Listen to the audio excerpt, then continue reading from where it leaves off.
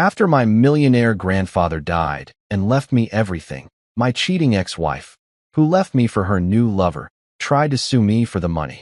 When I walked into the courtroom, my ex-wife rolled her eyes, but the judge froze. "Wait, the charges are against you," he said. "They never knew who I really was. Look, I've seen some ridiculous things in my 34 years on this planet. I've watched a guy try to microwave a burrito still wrapped in aluminum foil. I've witnessed someone parallel park for 20 minutes only to give up and take an Uber, and I once saw my college roommate attempt to iron a shirt while wearing it. But nothing, and I mean absolutely nothing, could have prepared me for the moment I walked into Courtroom 3B of the Philadelphia County Courthouse and locked eyes with my ex-wife, Miranda. The eye roll she gave me wasn't just some casual, ugh, Monday morning kind of deal. No, this was a full-body experience. Her eyes didn't just roll. They did a complete gymnastics routine, stuck the landing, and probably pulled a muscle on the way back down. I'm talking Olympic-level disdain here, folks. The kind of eye roll that comes with its own dramatic soundtrack and slow-motion replay. For a split second, I genuinely thought she might injure herself, like she'd somehow sprain a cornea or detach a retina from the sheer force of her contempt. Honestly, I almost started a slow clap right there in the middle of the courtroom. It was that impressive. She was sitting at the plaintiff's table, all dolled up in some power suit that probably cost more than my first car, her perfectly highlighted hair cascading over her shoulders like she was posing for a LinkedIn headshot. Next to her sat Trent. Yes, that Trent, the gym instructor with the IQ of a protein shake, looking like he'd borrowed his suit from his older brother's bar mitzvah circa 2007. The guy had so much hair gel in that you could probably see his reflection from space, and he was doing that thing where he flexed his jaw muscles to look intimidating. Spoiler alert, it wasn't working. But here's where it gets good. Judge Harold Reynolds, a man who'd been presiding over family court cases since before I was born, looked up from the case file on his bench. He adjusted his glasses, squinted at the papers, then looked directly at me standing there in my only decent suit, the one I'd bought specifically for Grandpa Henry's funeral 3 months ago. The judge blinked once, then twice, like his brain was trying to reboot after encountering a critical error. His mouth opened slightly, closed, then opened again, and I swear I could actually hear the Windows shutdown sound playing in his head. "Wait a minute," Judge Reynolds said slowly, his voice carrying that particular tone of confusion mixed with growing amusement. "The charges here, these allegations, they're against you?" He glanced down at the file again, flipped a page like maybe he'd missed something crucial, then looked back up at me with the expression of a man who'd just realized the punchline to a joke he'd heard 3 days ago. "Marcus Whitmore, you're the defendant they're claiming manipulated and exploited an elderly man." I couldn't help it. A smile tugged at the corner of my mouth. "That would be me, Your Honor. The thing is, Miranda thought she had this whole situation figured out. She'd done the math in her pretty little head, probably while getting a pedicure or doing hot yoga or whatever it is people do when they have too much time and too little self-awareness. In her version of reality, she was suing her broke ex-husband, the guy who used to fix air conditioning units and unclog toilets for a living, the maintenance engineer, as I generously called myself, for what she believed was her rightful share of my late grandfather's estate. She'd probably pictured me still living in that crappy studio apartment in South Philly, still driving my 2003 Honda Civic with the duct-taped passenger mirror, still microwaving ramen noodles for dinner 4 nights a week. What she didn't know, what her smug lawyer Richard Pike apparently failed to properly investigate, and what was about to make this the most entertaining morning I'd had in years, was that the maintenance engineer she'd divorced 3 years ago, the guy she'd left with nothing but a sticky note and a half-empty apartment, was now the sole heir to a $30 million estate. Yeah, you read that right. $30 million. With an M.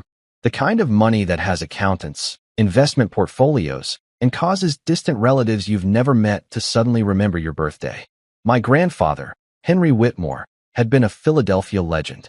Retired Superior Court judge, real estate mogul, the guy who owned half the commercial properties in Center City and had more connections than Verizon.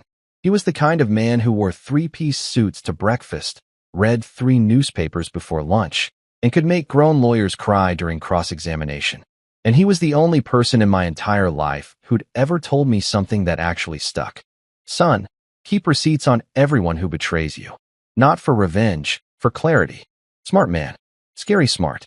The kind of smart that makes you nervous until you realize he's on your side. So there I stood, in this wood-paneled courtroom that smelled like old law books and broken dreams, watching my ex-wife's carefully constructed fantasy start to crumble before her eyes. I could see her lawyer frantically whispering something to her, probably trying to figure out why the judge was looking at the case file like it was written in invisible ink. Miranda's perfectly painted face had gone from smugly confident to slightly concerned, her Instagram-ready smile starting to crack around the edges. And Trent? Poor, dumb Trent was just sitting there looking confused, which to be fair was pretty much his default setting. The guy probably thought estate meant a type of car. I leaned slightly toward my own attorney, Lucas Shaw, a sharp guy who charged by the hour and was worth every penny, and caught Miranda's eye across the courtroom. She was staring at me now, and I could literally see the wheels turning in her head, trying to figure out why I looked so calm, why I wasn't sweating, why I seemed almost amused. That's when I couldn't resist. I gave her my best smile, the kind that doesn't quite reach your eyes, and then I shifted my gaze to Trent. He was adjusting his too-tight collar, his tan looking especially orange under the fluorescent courtroom lights. I leaned just a little bit closer to Lucas, but kept my voice just loud enough to carry across the aisle. Nice suit, Trent, I said conversationally. Really brings out your ambition. Quick question though, did she pay for that? Or did you manage to buy it with my alimony money? The effect was instantaneous and beautiful. Trent's face went from spray tan orange to something resembling a sunburned tomato.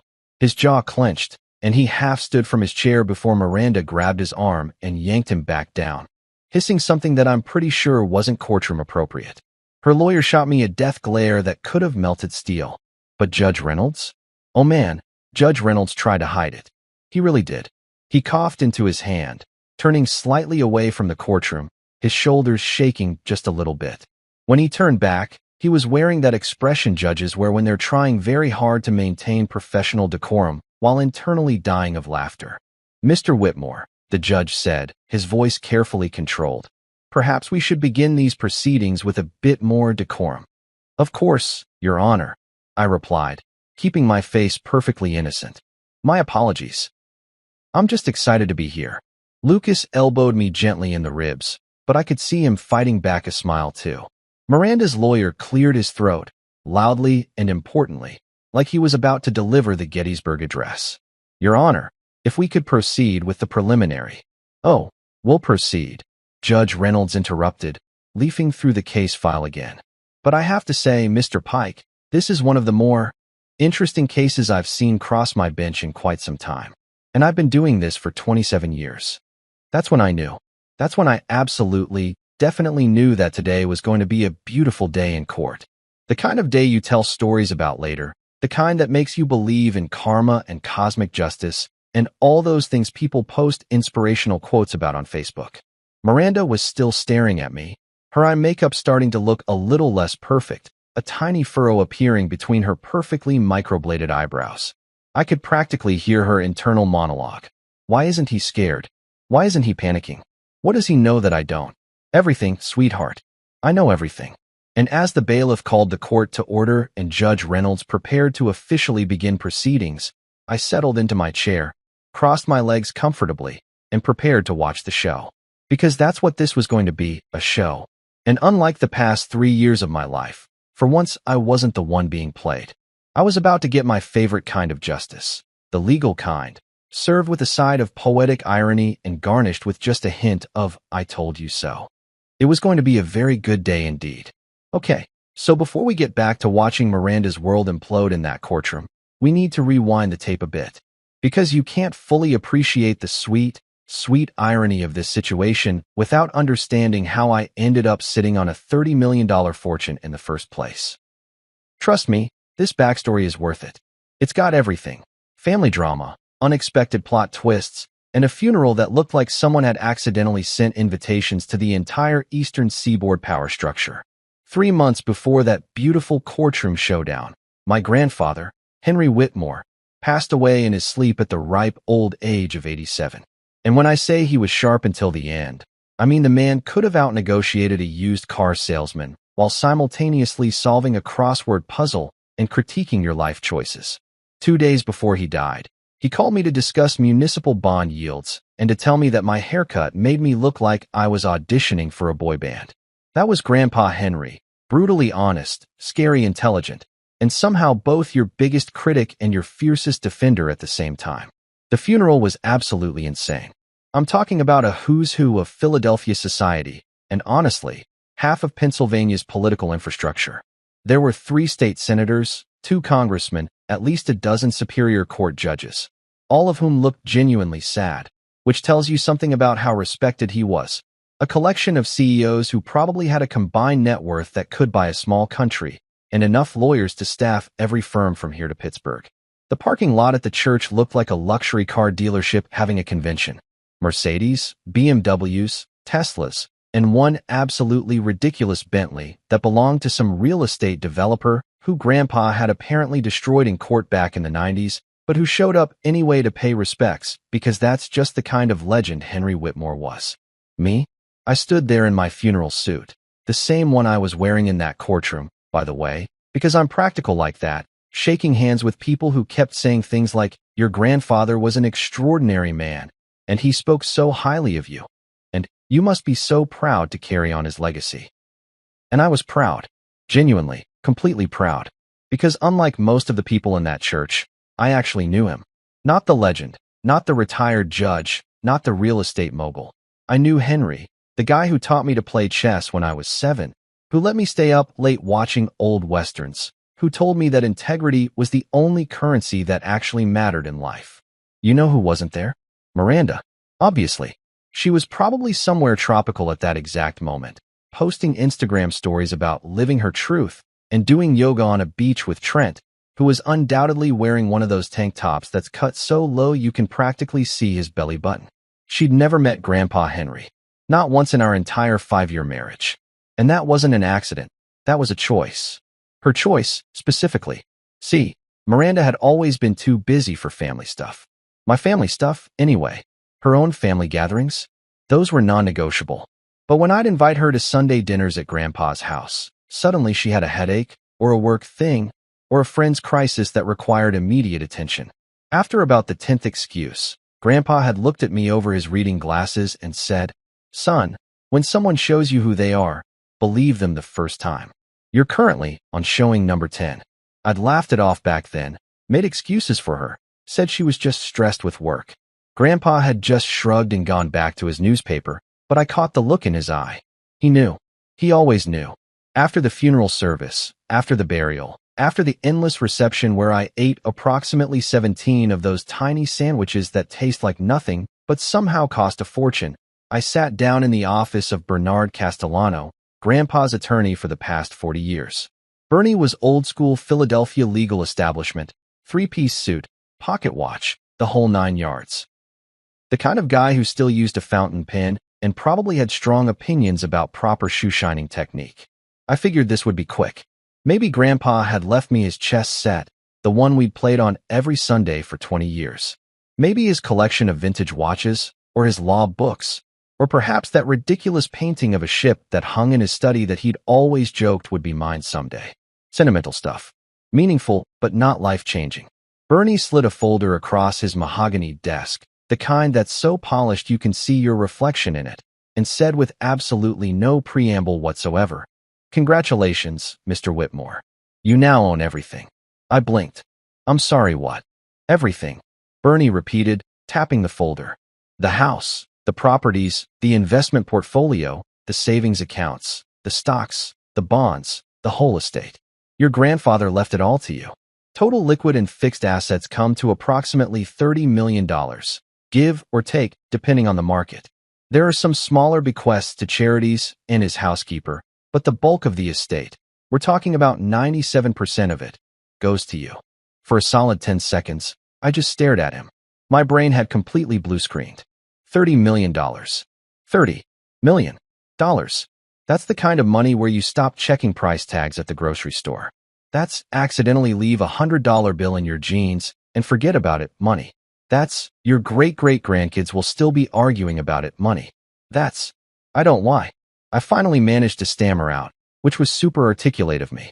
Bernie smiled, the kind of smile that suggested he'd been waiting for this moment and was thoroughly enjoying it. He opened the folder and pulled out a handwritten letter. I recognized Grandpa's distinctive scrawl immediately, all sharp angles and confident strokes. "He wanted you to read this," Bernie said, handing it over. My hands were actually shaking as I unfolded the letter. Grandpa's handwriting, still steady even at 87, filled the page. "Marcus, if you're reading this, I'm dead. Don't be sad. 87 years is a damn good run, and I got to see you become the man I always knew you could be. Here's the thing, son, you earned this inheritance. Not by being born into the family, not by sucking up to me, not by showing up at the end with flowers and fake tears. You earned it by having backbone. You showed up every Sunday for 20 years, even when you had better things to do. You called me every Wednesday evening, even when I know you were exhausted from work.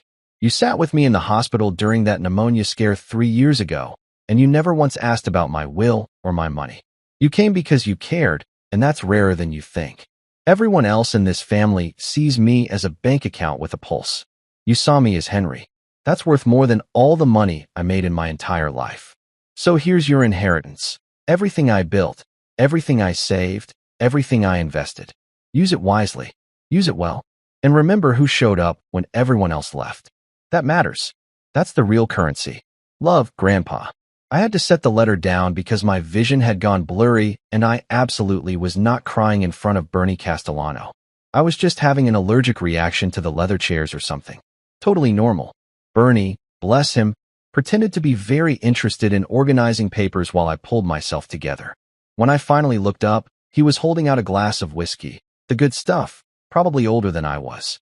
"Your grandfather left me specific instructions to give you this the moment after you read the letter," Bernie said. "He said you'd need it." I took the glass and downed it in one go. It burned in the best possible way. "So what now?" I asked, my voice only slightly hoarse. Bernie leaned back in his chair. "Now? Now you're a very wealthy man, Marcus. You'll need to make some decisions about the properties, the investments, the foundation he'd been running. But that can wait. For now, just let it sink in. Let it sink in. Right. I was a millionaire. Multiple times over. Me, Marcus Whitmore, the guy who'd been eating cereal for dinner twice a week just 6 months ago because it was cheap and easy. The maintenance engineer who'd spent 5 years being told by his wife that he'd never amount to anything special. The grandson who just showed up because that's what you do for people you love.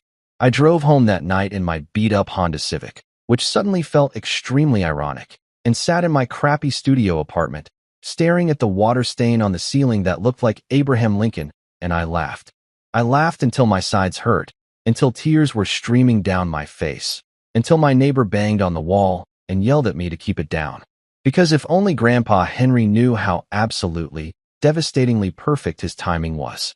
If only he could see what was coming in 3 months. If only he knew that his letter, that beautiful, perfect letter about showing up and having backbone, would be the most prophetic thing he'd ever written. The universe has a sense of humor after all, and apparently it was on my side for once. So there I was, 30 days into being secretly rich, and let me tell you, it's a weird experience. I hadn't told anyone yet, not my coworkers, not my neighbors, definitely not the barista at the coffee shop who still gave me the struggling millennial discount without me asking.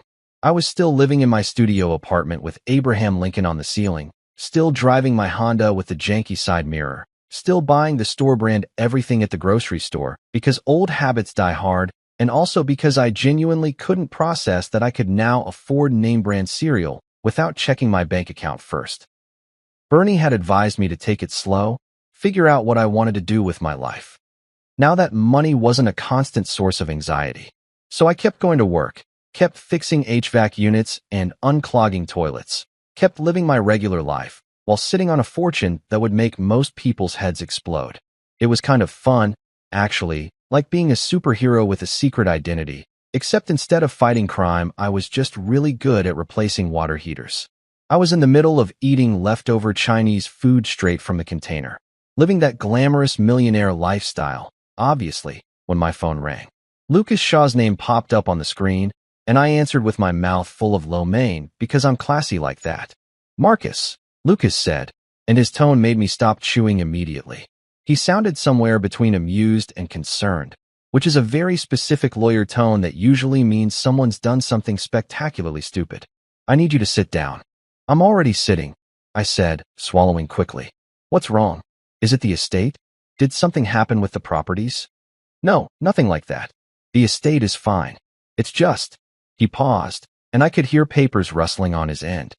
I got served this morning with a lawsuit. Against you. I almost dropped my phone into my lo mein. What? Who's suing me? For what? Your ex-wife. Time stopped. I mean, not literally, but you know that feeling when your brain just completely freezes and you can't process words anymore? Yeah, that happened. I sat there holding my phone, a noodle hanging from my chopsticks, my mouth opening and closing like a goldfish that had suddenly developed existential dread. I'm sorry, I finally managed. Did you just say Miranda is suing me? Miranda Coleman? My ex-wife Miranda? The woman who left me 3 years ago for a guy whose entire personality is protein powder. That's the one, Lucas confirmed, and I could hear the barely suppressed amusement in his voice. And wait, it gets better. She's suing you for fraud, undue influence, and elder exploitation. What? I actually shouted that, and my neighbor banged on the wall again. I lowered my voice to an aggressive whisper. For what? Fraud. What could I have possibly defrauded her of? Her Netflix password? Because she changed that when she left, so that ship has sailed. Lucas was definitely laughing now.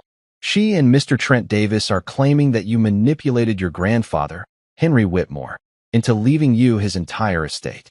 They're alleging that you isolated him from his family, took advantage of his advanced age and supposedly declining mental faculties, and essentially conned an elderly man out of $30 million. I sat there in stunned silence for a solid 15 seconds. Then I started laughing. Not a normal laugh, a hysterical, borderline unhinged laugh that probably confirmed to my neighbors that I'd finally lost it. Let me get this straight, I said when I could finally breathe again. Miranda, who never met my grandfather, who refused to attend a single family dinner in 5 years of marriage, who couldn't even be bothered to send a sympathy card when he died, is now claiming that I isolated him from his family. That appears to be the crux of their argument, yes. His family? What family? Grandpa hadn't spoken to anyone except me since like 2001 because everyone else bored him to tears.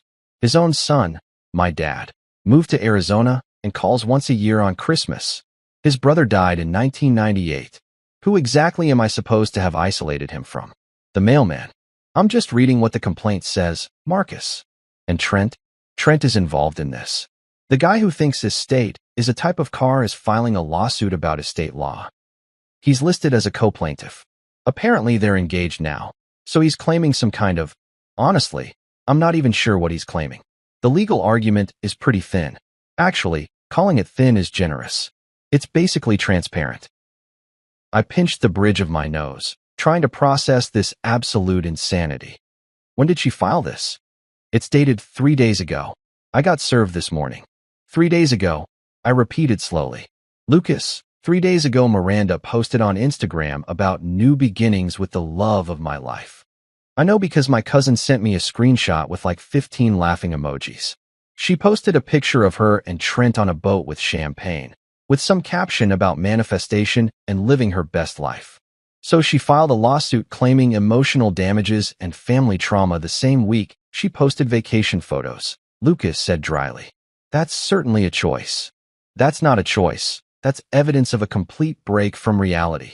I stood up, started pacing my tiny apartment, which took approximately 4 steps in any direction. How did she even find out about the inheritance? Public records, probably. Estate filings are publicly accessible, and your grandfather's passing made the papers. Once his will went through probate, anyone could look it up if they knew where to look. So she went digging. Appears that way. I laughed again, but this time it was the cold kind. The kind that comes when you realize someone you used to love has turned into someone you don't even recognize. She left me when I had nothing. Literally nothing. She walked out with a sticky note, Lucas. A sticky note that said, "You're a good man, but I need passion." Now suddenly she finds out I inherited money, and she's what? Crawling back? Filing lawsuits? What's her endgame here? Best guess? She either wants a settlement to go away quietly, or she actually thinks she can convince a judge that she's entitled to a portion of your inheritance. Based on what legal principle? The I regret my life choices clause. I've seen people try to win cases on less, Lucas admitted. But Marcus, between you and me, this is a garbage lawsuit. It's going to get tossed. She has no standing, no evidence, and from what you've told me about your relationship with your grandfather, she has absolutely no case whatsoever. So why is she doing this?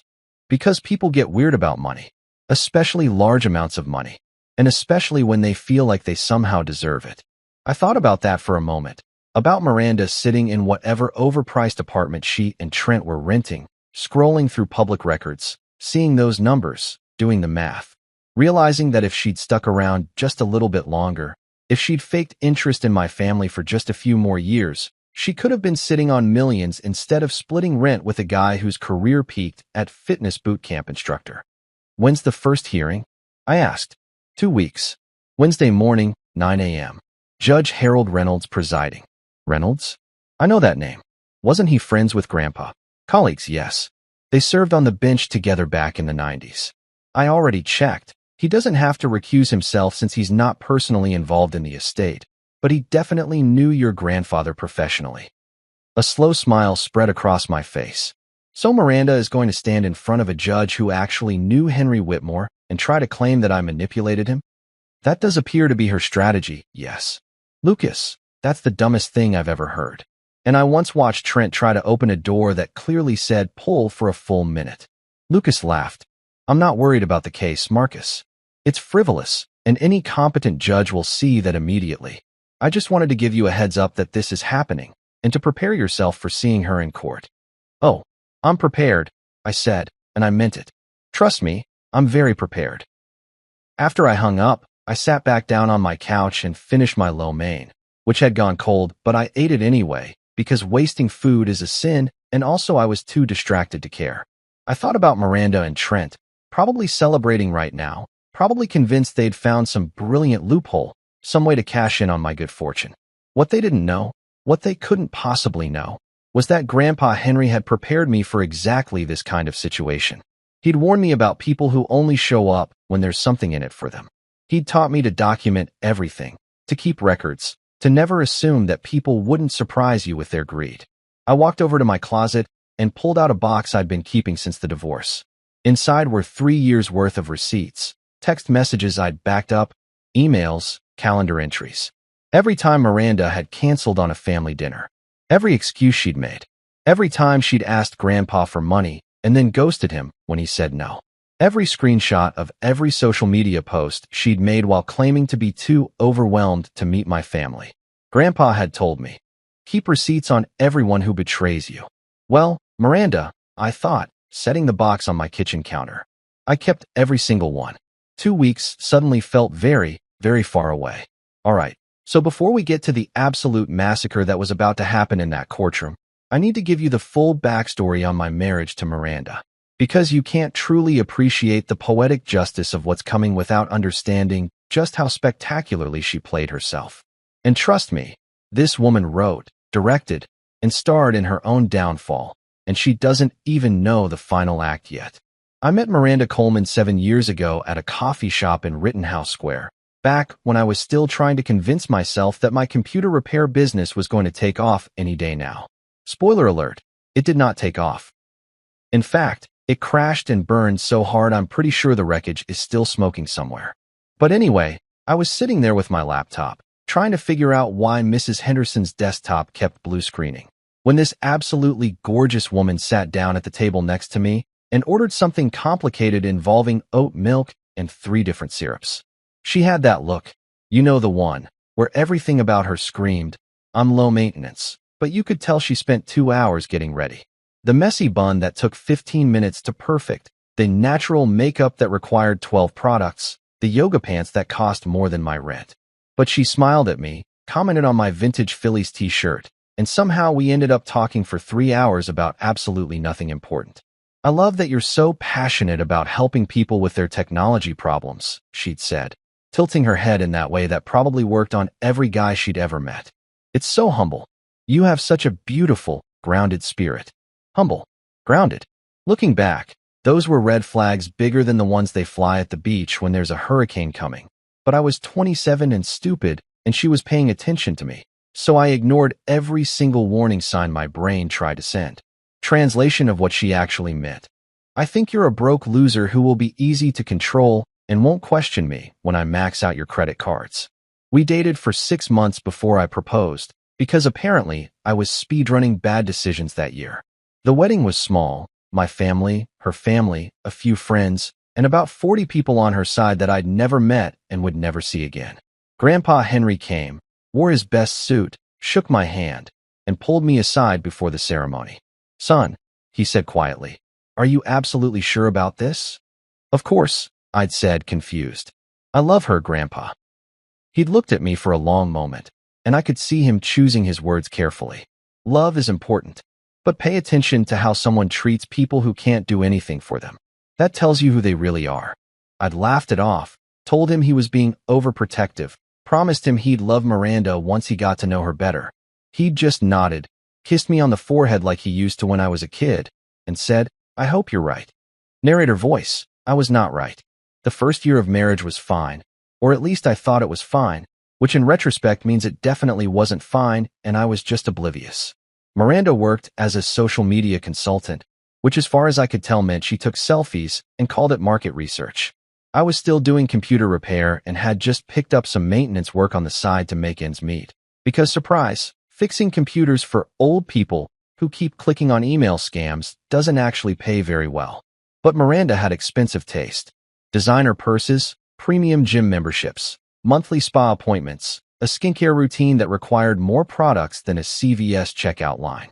And somehow, despite her consulting business, I was the one paying for all of it. "Babe, I need this moisturizer," she'd say, holding up a tiny jar that cost $140. "It's an investment in my skin health." "That's like a week of groceries," I'd point out. "Don't be cheap, Marcus. Self-care isn't selfish." Right. Self-care. That's what we were calling burning through my paycheck before the bills were paid. Every Sunday, I'd go to Grandpa's house for dinner.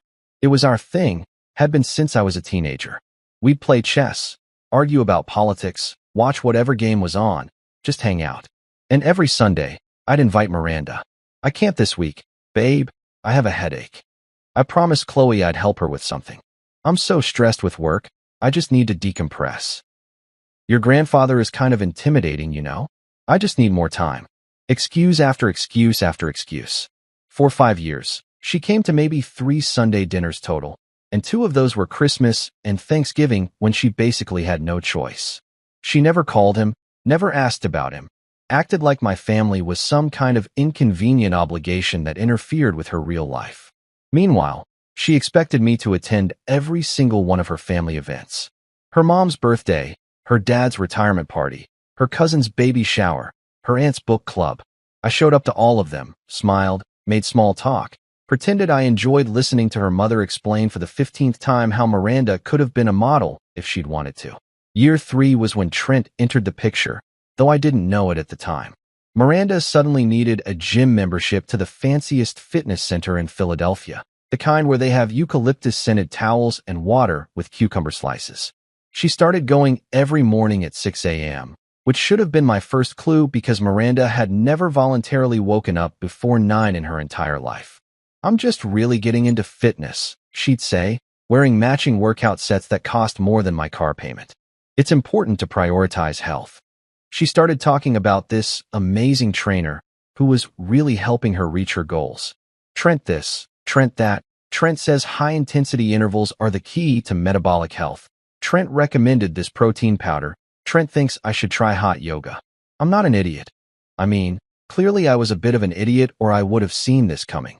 But even I started to notice that she was spending more time talking about her trainer than she was talking to me. She'd come home from the gym all energized and glowing, then barely acknowledge me for the rest of the day. "Maybe you should work out with us sometime," she suggested once, which was hilarious because I was working 60-hour weeks fixing air conditioners and hauling equipment upstairs. I was getting plenty of exercise, thanks. "I'm good," I'd said.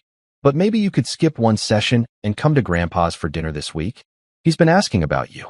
She'd rolled her eyes, practiced for the Olympic-level performance she'd given the Courtroom 3 years later, and said, "Marcus, your grandfather barely knows I exist. Stop trying to guilt-trip me." That stung. mainly because it was partially true. Grandpa barely knew she existed because she'd never given him the chance to know her. Year 4 was when things really started falling apart. Miranda's consulting business somehow required more and more funding but produced fewer and fewer results. She needed a new laptop, a ring light, a professional camera, editing software, a website, business cards made from recycled bamboo, or some nonsense. I was paying for everything, working 2 jobs, exhausted all the time, while she posted Instagram stories about building her empire and manifesting abundance.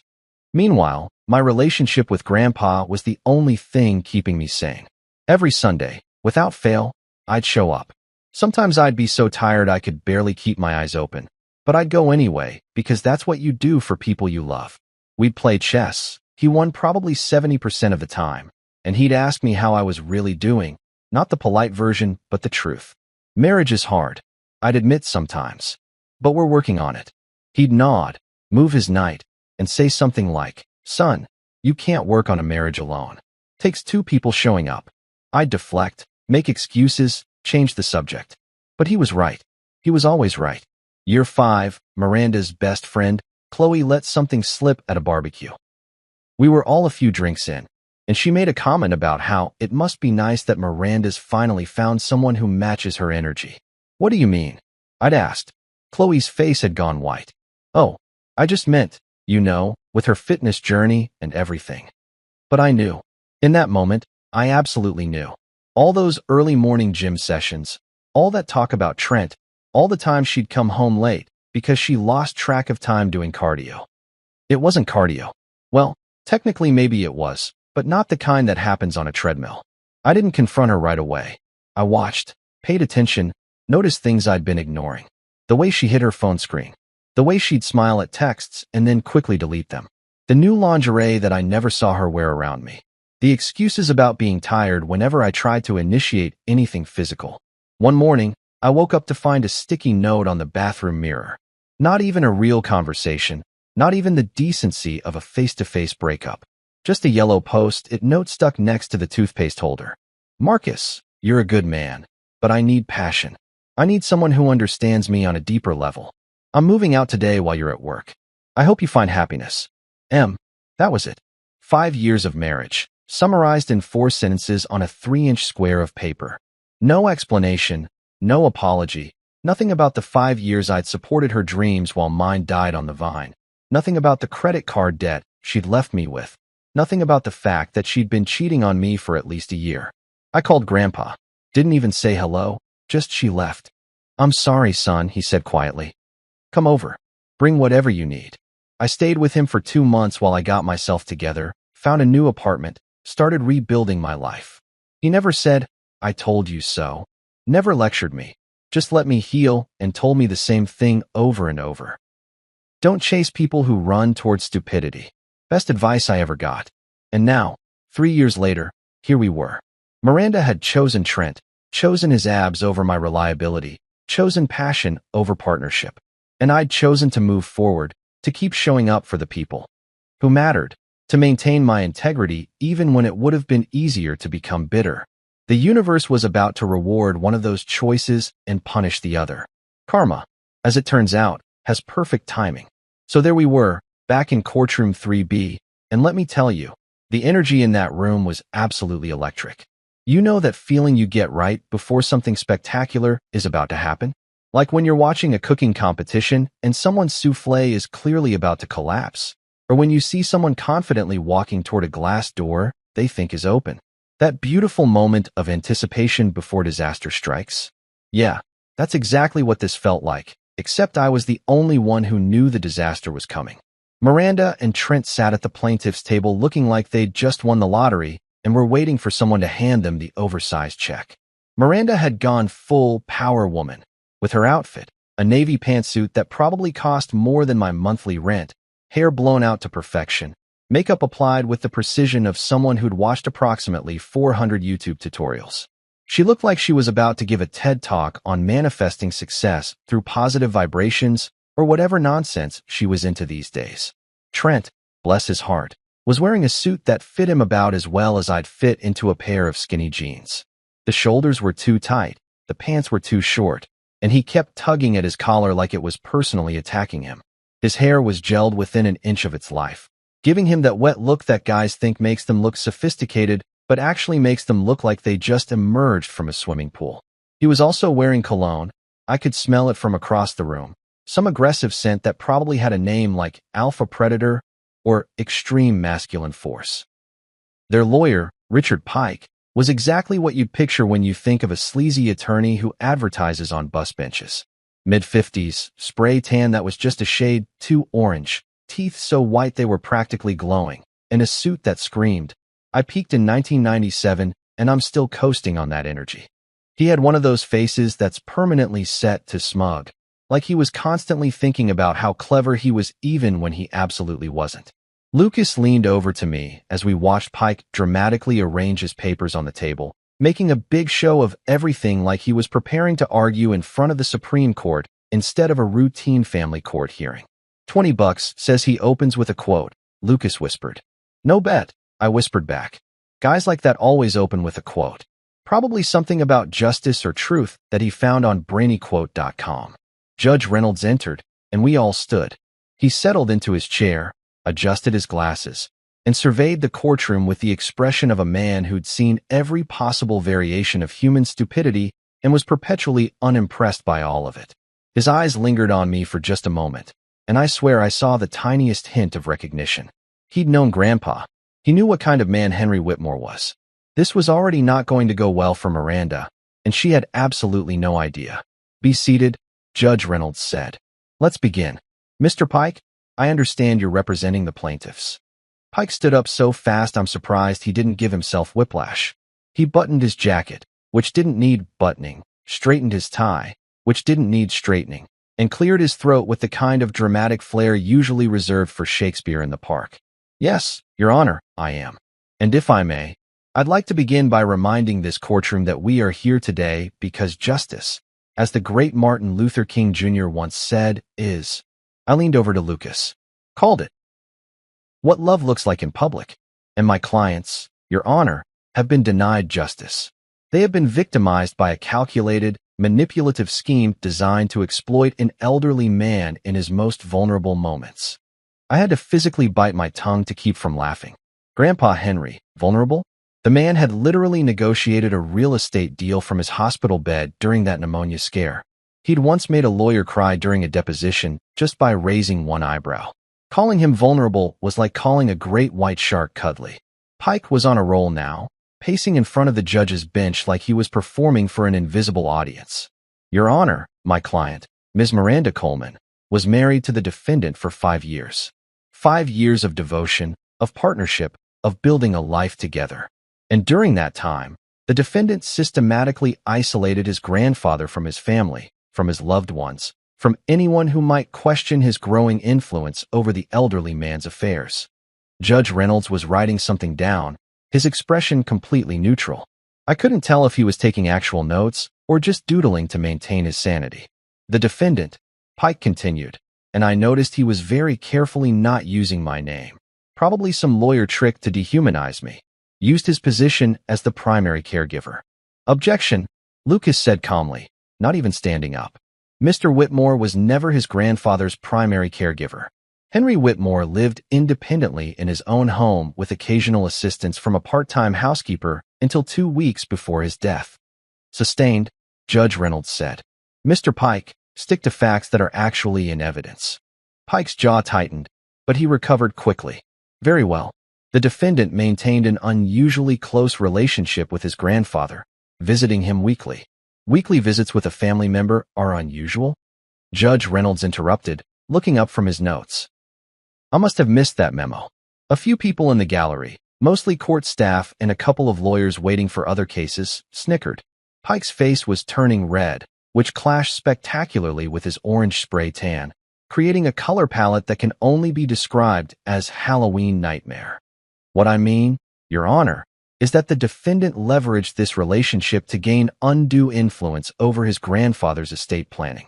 He deliberately excluded Ms. Coleman from family gatherings, prevented her from forming a relationship with Mr. Henry Whitmore, and ultimately manipulated the elderly man into leaving him the entire $30 million estate.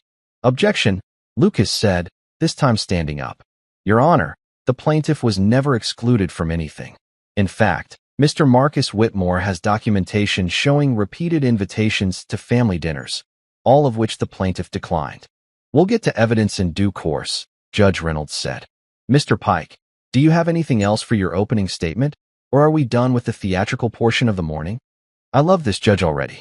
Pike, clearly flustered that his dramatic performance wasn't having the desired effect, wrapped up quickly. Your Honor, we will prove that the defendant is not entitled to this inheritance, that it was obtained through fraud and manipulation, and that my clients deserve compensation for the emotional and financial damages they have suffered. He sat down, and Miranda reached over to squeeze his arm, giving him an encouraging smile like he'd just delivered the Gettysburg Address instead of a barely coherent conspiracy theory. Then it was Miranda's turn to testify, and oh boy, this was where things got really entertaining. She took the stand wearing an expression of practiced sadness, the kind you see in those pharmaceutical commercials where they're trying to sell you antidepressants. She placed her hand on the Bible, swore to tell the truth. Irony was working overtime today and settled into the witness chair like she was preparing for a magazine interview about overcoming adversity. Pike started with softball questions. How long were you married? 5 years. Did you love the defendant? Very much. How would you describe your relationship with his family? I tried so hard to be part of his family, but Marcus, he made it very difficult. I nearly choked. Lucas put a hand on my arm, a silent reminder to stay calm and let them dig their own grave. Can you elaborate on that? Pike asked, his voice dripping with fake sympathy. Miranda took a deep breath, and I swear to God, she actually managed to make her eyes well up. Where had she learned to cry on command? Was there a class? A YouTube tutorial? Marcus was very protective of his grandfather, almost possessive. Whenever I suggested visiting him, Marcus would make excuses. He said his grandfather was tired, or busy, or not feeling well. He made me feel like I wasn't welcome. This was amazing. She was literally rewriting history in real time, and she was doing it under oath. And how did this make you feel? Pike asked, because apparently we were in therapy now instead of a courtroom. Excluded. Hurt. Like I wasn't good enough to be part of his family. A single tear rolled down her cheek. Oscar-worthy, honestly. I just wanted to know his grandfather. I wanted to be a good granddaughter-in-law. But Marcus kept me at a distance. And do you believe this was intentional? I do. Now, looking back, I realize he was isolating his grandfather so that he could manipulate him without anyone questioning it. He turned Henry against me, against everyone, so that when it came time to write the will, there was no one left to inherit except Marcus. The way she said Grandpa's first name, like they'd been close, like she had any right to use it familiarly, made my blood boil. She'd never earned that right. She'd never even tried. Pike nodded solemnly. And during your marriage, did the defendant ever discuss his grandfather's finances with you? All the time. He was obsessed with the idea that his grandfather was wealthy. He'd talk about the properties, the investments, what everything might be worth someday. It was uncomfortable, honestly, like he was waiting for his grandfather to die. I felt Lucas tense beside me. That was a dangerous accusation, the kind that could actually do damage if a jury believed it. But this wasn't a jury trial. It was just Judge Reynolds, and he was watching Miranda with the expression of someone listening to a sales pitch for a timeshare. No further questions, Pike said, sitting down with a satisfied smile. Now came the fun part. Lucas stood up, took his time walking to the podium, and smiled pleasantly at Miranda. She smiled back, probably thinking she'd nailed her performance, and this was just a formality. Ms. Coleman, Lucas began, his voice friendly and conversational. You testified that you wanted to visit Mr. Henry Whitmore, but that my client prevented you from doing so. Is that correct? Yes, that's right. And you said this happened frequently throughout your 5-year marriage? Yes. Lucas nodded, like this was all making perfect sense. So just to be clear, you're saying that you actively wanted to spend time with your husband's elderly grandfather, to build a relationship with him, but you were prevented from doing so? Exactly. Interesting. Lucas picked up a piece of paper from his table. Your Honor, I'd like to submit Exhibit A into evidence. This was it. This was the moment I'd been waiting for. Lucas stood there holding Exhibit A like it was the Holy Grail, and I could see Miranda's confidence starting to crack just a little bit around the edges. Her smile was still plastered on, But there was something in her eyes now, a tiny flicker of uncertainty, like she was suddenly remembering that actions have consequences and lies have receipts. Ms. Coleman. Lucas continued in that same pleasant, conversational tone that somehow made everything he said sound more devastating. Before we get to this exhibit, I just want to clarify something. You said you've been with Mr. Trent Davis since your fitness boot camp. When exactly did you start attending that boot camp? Miranda blinked, clearly not expecting that question. I'm not sure of the exact date. Let me help you remember. According to your own Instagram posts, which are public, by the way, you posted your first photo at Elite Fitness Philadelphia on March 15th, 4 years ago. Does that sound right? I suppose so, yes. And you filed for divorce from my client on July 22nd, 3 years ago. Correct? Yes. So that's roughly 16 months between when you met Mr. Davis and when you left my client. Does that timeline sound accurate? You could see the math happening behind her eyes, see her trying to figure out where this was going and how bad it was going to be. I guess so, but I don't see what that has to. We'll get there, Lucas said smoothly. Now, you testified that you wanted to visit Mr. Henry Whitmore, but my client prevented you. I'm holding here a copy of text message exchanges between you and Mr. Marcus Whitmore. These are from your phone records, which we were able to subpoena. May I approach, Your Honor? Judge Reynolds nodded, and Lucas handed copies to the judge, to Pike, and kept one for himself. I watched Miranda's face go from tan to pale in about 3 seconds flat. She knew what was in those texts. She knew exactly what was coming. Let me read a few of these aloud, if I may, Lucas said. This is from September 10th, 6 years ago. My client texts you. Grandpa asked if you wanted to come to dinner Sunday. Says he makes the best lasagna in Philadelphia and wants to prove it to you. Your response, can't babe, getting my hair done. Tell him rain check. Miranda shifted in her seat. I was busy that day. Oh, we have more. Lucas interrupted cheerfully. October 3rd, same year. My client. Grandpa's birthday dinner this Sunday at 6. Would mean a lot if you came. Your response, birthday dinners are so boring. Can we just send a card? A few people in the gallery gasped. Even Trent looked uncomfortable, which was impressive because I didn't think he had the emotional range to feel secondhand embarrassment. Lucas flipped a page. November 20th. My client. Thanksgiving at Grandpa's. He's really looking forward to meeting you. Your response, do we have to? I already committed to my family's thing. Those texts are out of context, Miranda said, her voice rising slightly. You can't just. Context. Lucas raised an eyebrow. Let's talk about context then. Your Honor, I have here a complete record of every invitation my client extended to Ms. Coleman over their 5-year marriage.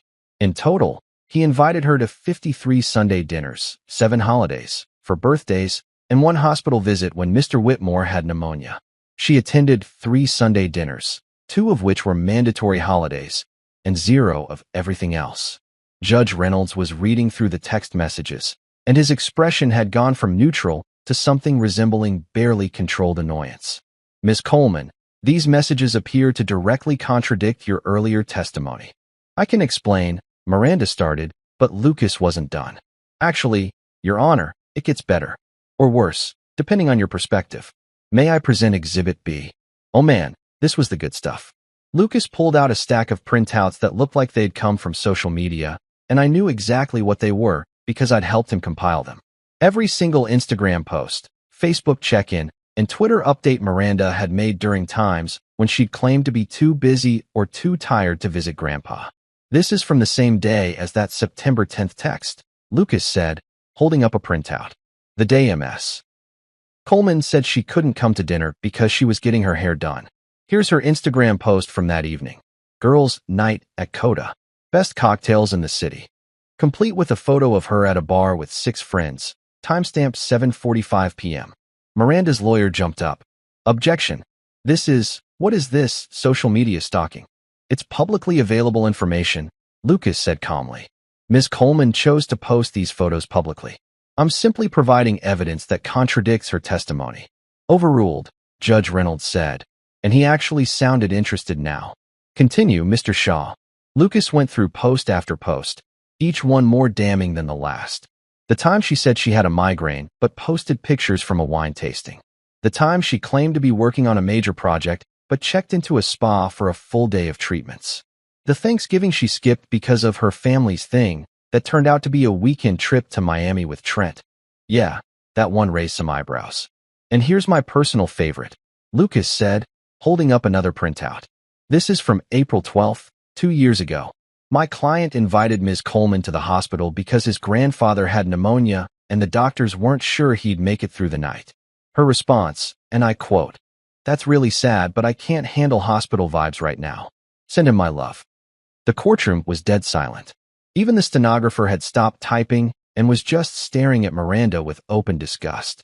That same night, Lucas continued, Ms. Coleman posted this photo to Instagram. Date night with my king, featuring her and Mr. Davis at an expensive steakhouse. My client was at the hospital, holding his grandfather's hand, thinking he might die. And Ms. Coleman was taking selfies with her personal trainer. That's enough, Pike shouted, standing up so fast his chair rolled backward. Your Honor, this is character assassination. None of this is relevant to. It's extremely relevant, Lucas shot back. The plaintiff claims she was excluded from the family and prevented from forming a relationship with Mr. Whitmore. I'm proving that she actively chose not to participate, repeatedly and consistently, for years. You can't claim someone isolated you from a relationship you never wanted in the first place. Judge Reynolds held up a hand. Mr. Pike, sit down. The objection is overruled. Mr. Shaw, proceed. Miranda was crying now, but these weren't the pretty, controlled tears from earlier. These were real tears, mascara-running, face-crumpling tears of someone who'd just realized they'd been caught in a massive lie under oath. Lucas walked back to our table, picked up another folder, and returned to the podium. Now, Ms. Coleman, let's talk about your relationship with Mr. Trent Davis. You testified that you've known him for 4 years, correct? Yes, she whispered. And when did your romantic relationship with him begin? After my divorce. After? Are you sure about that? Silence. Because I have here screenshots from a backup Instagram account you maintained under the username FitQueenAdventures. Private account. Only 47 followers, but one of those followers was your friend Chloe, who was very cooperative when we explained this was for a legal proceeding. Miranda looked like she was going to throw up. Trent had gone completely white, his spray tin the only thing giving him any color. Lucas held up printout after printout. Miranda and Trent at the gym, kissing in the parking lot, dated 8 months before the divorce. Miranda and Trent at a hotel, captioned, Weekend Getaway with My Person, dated 6 months before the divorce. Miranda and Trent at the beach, clearly couple Y, dated 4 months before the divorce. So let me ask you again, Ms. Coleman, and remember you're under oath, Lucas said quietly. When did your romantic relationship with Mr. Davis begin? She couldn't speak. She literally couldn't form words. Her mouth opened and closed like a fish gasping for air. Your Honor, Lucas said, I think the evidence speaks for itself. The plaintiff committed perjury when she claimed to want a relationship with Mr. Whitmore. She committed perjury when she claimed my client isolated her. And she just committed perjury when she claimed her relationship with Mr. Davis began after the divorce. Everything about this case is based on lies. I have more, Lucas said, and I loved how calm he sounded, like he was ordering coffee instead of systematically destroying someone's credibility. Ms. Coleman, do you remember asking Mr. Henry Whitmore for money? I never, Miranda started.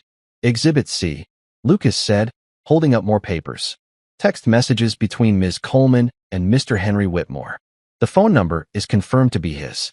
These messages show Ms. Coleman reaching out to Mr. Whitmore directly, bypassing my client entirely, on 6 separate occasions. Let me read one. Hi Henry. Marcus talks about you all the time.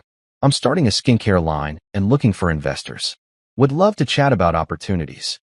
Judge Reynolds looked up sharply. She contacted him directly asking for money. Multiple times, Your Honor. And each time Mr. Whitmore politely declined. And each time she stopped responding to his messages. He invited her to lunch 3 times after these exchanges. She never responded. He invited her to Christmas dinner. No response. The only time Ms. Coleman showed any interest in communicating with Mr. Whitmore was when she wanted financial backing. This is absurd. Pike finally found his voice. These messages could be. They're authenticated, Lucas said flatly. Phone records, timestamps, metadata, everything. Would you like me to call in a digital forensics expert to testify?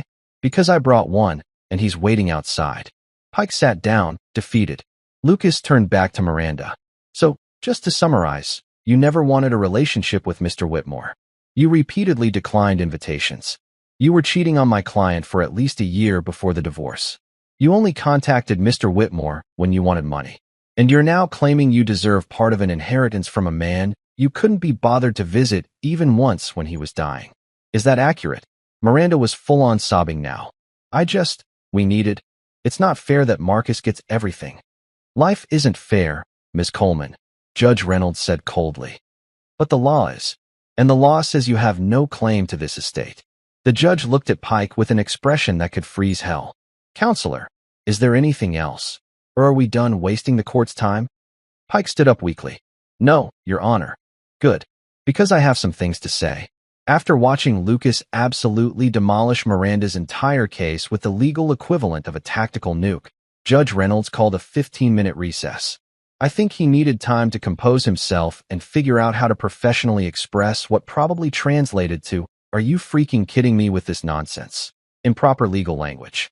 Miranda practically ran out of the courtroom, Trent following behind her like a confused golden retriever who just realized his owner was actually terrible. Pike gathered his papers with the energy of a man contemplating early retirement and perhaps a career change to something less soul-crushing, like being a DMV employee or a phone company customer service representative. Lucas and I stayed seated. He was making notes, completely calm, while I was trying to process the fact that I'd just watched my ex-wife commit perjury multiple times and then get caught in spectacular fashion. That went well, Lucas said without looking up from his legal pad. That was beautiful, I replied. I mean, I knew we had the evidence, but watching you actually use it, that was like watching a master chef work. Except instead of food, you were serving justice with a side of humiliation. Wait until you testify, Lucas said. That's when we really drive it home. When we reconvened, the energy in the courtroom had completely shifted. Miranda looked like she'd been crying in the bathroom.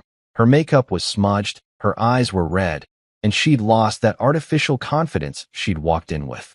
Trent looked like he was seriously reconsidering his life choices, which, to be fair, he should have been doing for the past 4 years. Pike looked like he wanted to be literally anywhere else on the planet. Judge Reynolds settled back into his seat and looked directly at Lucas. Mr. Shaw, does the defense wish to call any witnesses? Yes, Your Honor. The defense calls Marcus Whitmore. This was it. My moment to tell the truth, the whole truth, and nothing but the truth, which was going to be way more satisfying than I'd imagined. I stood up, walked to the witness stand, placed my hand on the Bible, and swore the oath. The same oath Miranda had sworn about 30 minutes ago before lying her face off. The difference was, I actually meant it. Lucas started with the basics. Mr. Whitmore, can you tell the court about your relationship with your grandfather, Henry Whitmore? I took a deep breath and looked directly at Judge Reynolds, not at Miranda, not at her lawyer, just at the judge who'd known Grandpa and would understand what I was about to say. My grandfather raised me, I began. My parents got divorced when I was 12, and neither of them really had their act together enough to be full-time parents. Dad moved to Arizona. Mom was dealing with her own stuff, and Grandpa just stepped up. He didn't have to. He was already in his 60s, already retired, could have been playing golf or traveling or doing whatever retired judges do. But he took me in, made sure I did my homework, taught me how to be a decent human being. And did that relationship continue into your adulthood? Lucas asked. Every single week. Sunday dinners were our thing. We'd play chess. He beat me probably 70% of the time, even when he was 86. We'd watch whatever game was on. We'd talk about everything from politics to philosophy to why the Phillies can never seem to get their act together. He was my best friend, honestly. The one person I could always count on to tell me the truth, even when I didn't want to hear it. And did you invite your ex-wife, Miss Coleman, to these dinners? Every single time. For 5 years, I invited her. Every Sunday. I'd say Grandpa wants us to come over, and she'd have an excuse. She was tired, she had plans, she had a headache, she had to work on her business. After the first year, Grandpa stopped asking if she was coming. He'd just set 2 places at the table instead of 3. Did that bother him? I paused, remembering. He never said it out loud, but yeah, I think it did. Grandpa was old school. Family was everything to him. The fact that my wife didn't care enough to show up, didn't care enough to even try to know him, I think that hurt. But he never complained. He just accepted it and moved on. Lucas nodded. Now, Miss Coleman testified that you prevented her from visiting your grandfather. Is that true? No. That's a complete lie. I begged her to come. I told her how much it would mean to him, how much it would mean to me. She just didn't care. And honestly, after a while, I stopped pushing because I realized Grandpa deserved better than someone who was only showing up because she felt obligated. Did you ever discuss your grandfather's wealth with Miss Coleman? This was important, and I wanted to get it right. Never in the way she described. Yeah, I knew Grandpa had money. He owned properties. He'd been successful. It wasn't a secret. But I never sat around calculating what I might inherit someday. That's disgusting. The thought never even crossed my mind because I wasn't spending time with him for his money. I was spending time with him because I loved him. I saw Miranda look down at her hands. Good. She should feel ashamed. When did you learn about the full extent of your grandfather's estate? Lucas asked. At the reading of his will, about 3 hours after his funeral. I thought I was going to get his chess set, maybe his watch. When the lawyer told me I was inheriting $30 million, I literally thought it was a mistake. I asked him to repeat it 3 times because I couldn't process it. And what was your reaction? I smiled, remembering that surreal moment in Bernie's office. Honestly, after the shock wore off, I laughed. Because 3 months earlier, Miranda had left me thinking I was a broke maintenance worker with no prospects.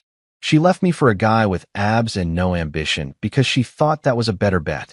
And then Grandpa left me everything.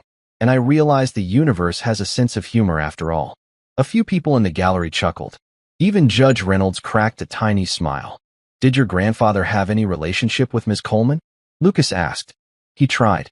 After the text messages, she sent him asking for money. Which, by the way, I didn't know about until we pulled phone records for this case. He invited her to lunch.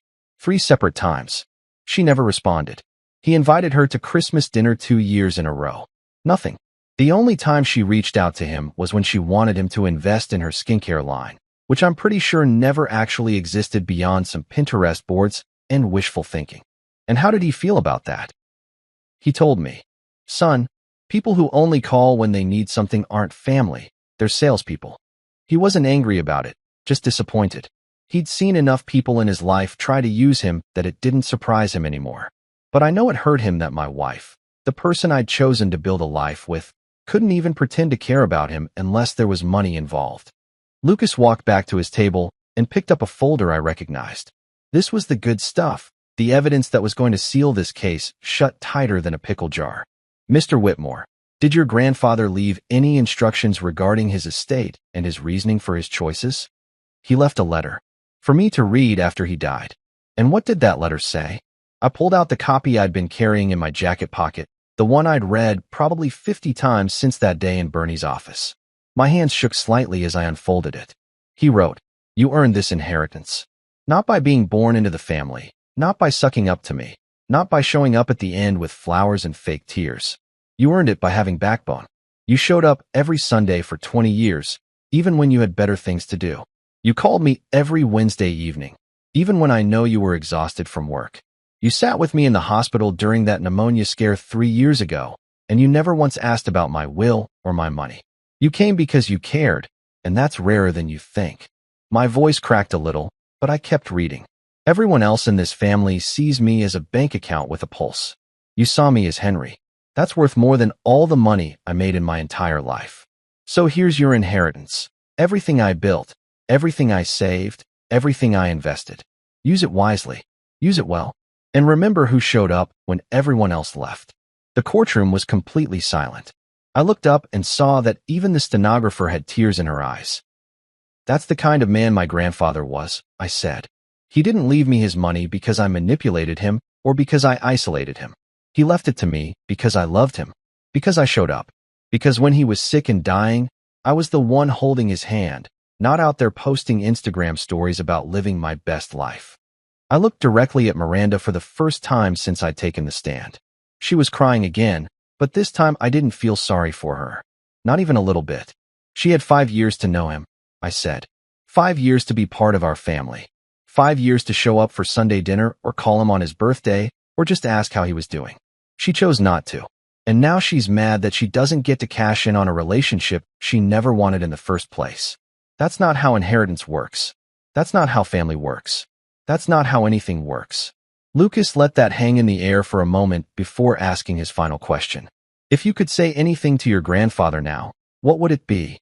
I smiled, thinking about all those Sunday dinners, all those chess games, all those conversations. I'd say thank you. Thank you for teaching me that integrity matters more than money. Thank you for showing me what real family looks like. Thank you for loving me even when I made stupid decisions, like marrying someone who didn't deserve to know you. And thank you for being wise enough to leave your fortune to someone who loved you for who you were, not what you had. No further questions, Your Honor. Pike stood up for cross-examination, but his heart clearly wasn't in it anymore. He asked a few half-hearted questions about whether I'd known about the estate planning, whether Grandpa had ever seemed confused or easily influenced, whether I'd pressured him in any way. I answered honestly, no, and absolutely not. After about 5 minutes of getting nowhere, Pike sat down, looking defeated. Judge Reynolds leaned back in his chair, removed his glasses, and rubbed his eyes like he'd just witnessed something that had physically exhausted him. When he looked up, his expression was somewhere between disappointed and disgusted. I knew Henry Whitmore, the judge said quietly. Not well, but I knew him. We served on the bench together for several years. And I can tell you with absolute certainty that Henry Whitmore was one of the sharpest, most perceptive men I've ever met. The idea that anyone could manipulate him into doing anything he didn't want to do is laughable. He looked at Miranda with an expression that could have frozen nitrogen. Miss Coleman, I've been a judge for 27 years. I've seen every kind of case, every kind of claim, every kind of person. And this is one of the most frivolous, baseless lawsuits I've ever had the misfortune of presiding over. Oh, this was about to be good. Judge Reynolds adjusted his glasses and cleared his throat, the kind of sound that meant someone was about to get absolutely destroyed in the most professional way possible. After reviewing the evidence presented today, he began, his voice carrying that particular tone of judicial authority mixed with barely concealed irritation. I find that the plaintiff's case is without merit. The evidence clearly shows that Mr. Marcus Whitmore maintained a consistent, loving relationship with his grandfather for decades. The plaintiffs, however, demonstrated interest only when financial gain was involved. Miranda's face crumpled. Trent looked confused, like he was still trying to figure out what without merit meant. Ms. Coleman, your testimony was contradicted by your own text messages, social media posts, and phone records. You committed perjury multiple times on this stand. Not only is your case dismissed with prejudice, meaning you cannot refile, but you will also be responsible for paying Mr. Whitmore's legal fees, which I imagine are substantial. Pike tried to stand. Your Honor, if we could. Sit down, Mr. Pike. I'm not finished. 3 weeks after the courtroom victory, Mrs. Henderson, Grandpa's elderly neighbor, showed up at my door holding a weathered envelope. Henry gave this to me years ago, she said softly. Told me to give it to you when the time was right. I think now's the time. Inside were letters Grandpa had written but never sent. My hands trembled as I read his elegant handwriting. Marcus, if she ever tries to come back, remember, forgiveness doesn't mean stupidity. You can forgive someone and still keep them out of your life. Another one read, Love is showing up. You did. She didn't. That's all that matters. I framed that second letter and hung it above my desk in my new office. Yes, I finally moved out of that studio apartment. I took Grandpa's advice seriously, invested wisely, donated a chunk to veteran scholarships in his name, and started my own law firm. I called it Whitmore and Witt. The Witt part was intentional, and Grandpa would have loved it.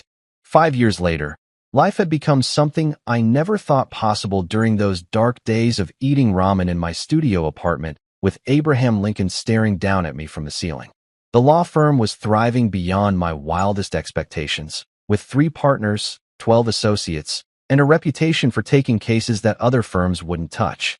We specialized in representing people who'd been betrayed, underestimated, or screwed over by someone they trusted.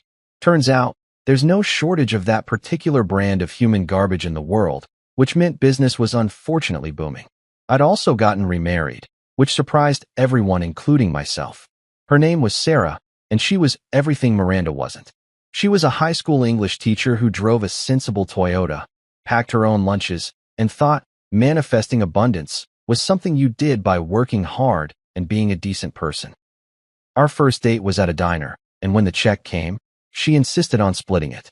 I knew right then I was going to marry her. We had a small wedding, family, close friends, and yes, I invited her to meet everyone in my life before I proposed because I'd learned that lesson the hard way. She got along with everyone because she was genuine, kind, and actually showed up when she said she would. Revolutionary concept. We lived in a beautiful house in the suburbs. Nothing too flashy because neither of us needed to prove anything to anyone. We had a dog named Chester who was dumb as a box of rocks, but had more loyalty in his furry body than Miranda had in her entire existence. Life was good. Better than good. Life was exactly what Grandpa had wanted for me. Stable, happy, and built on a foundation of actual integrity rather than Instagram filters and protein shake philosophies. Then one Tuesday afternoon, I got a call from the mayor's office. Philadelphia was dedicating a new courthouse, and they wanted to name it after Grandpa, the Henry Whitmore Justice Center. They asked if I'd speak at the dedication ceremony, and obviously I said yes, because how do you say no to honoring the man who gave you everything, including the wisdom to recognize trash disguised as treasure? The day of the dedication was perfect. Clear blue sky, crisp autumn air, the kind of day that makes you believe the universe occasionally gets things right. The new courthouse was beautiful, all glass and steel and modern architecture, with Grandpa's name carved in stone above the entrance. Inside the main lobby hung a massive portrait of him in his judicial robes, looking exactly how I remembered him, intelligent, dignified, and with just a hint of amusement in his eyes like he knew something you didn't. Hundreds of people showed up, judges, lawyers, politicians, former clerks, people whose lives Grandpa had touched over his 8 decades of being awesome. I stood at the podium, looking out at the crowd, and felt Sarah squeeze my hand before I stepped up to speak. My grandfather, Henry Whitmore, taught me 2 fundamental things. I began, my voice echoing through the marble lobby. First, always tell the truth, even when it's inconvenient. Especially when it's inconvenient. Because lies have a way of catching up to you. Usually in the most spectacular fashion possible. The crowd chuckled, and I saw several judges nodding knowingly. And second, I continued, unable to resist. Never date anyone who hashtags boss babe unironically. That's just asking for trouble. The laughter was genuine this time, the kind that comes from recognizing universal truth wrapped in humor. Sarah was shaking her head, but smiling. In all seriousness, I said, my tone shifting, Grandpa taught me that character isn't what you do when people are watching. It's what you do when no one's looking, when there's no reward, when the only person who knows is you.